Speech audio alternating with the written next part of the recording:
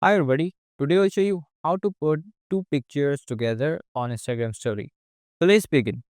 As you can see here that we are already inside our Instagram profile. Now to put two pictures together on our Instagram story, first of all we need to create a story. So for that we have to tap on plus icon and now we have to tap on the story here. Alright, so now what we have to do, we have to tap on the alphabet.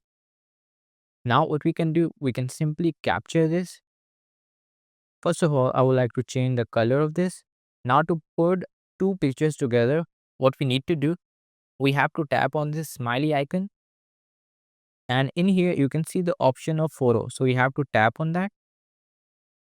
Now I can select this one. You can see that I have added one picture here. So I just like to put it over the top. Now similarly, we're going to just repeat the process to add our second picture.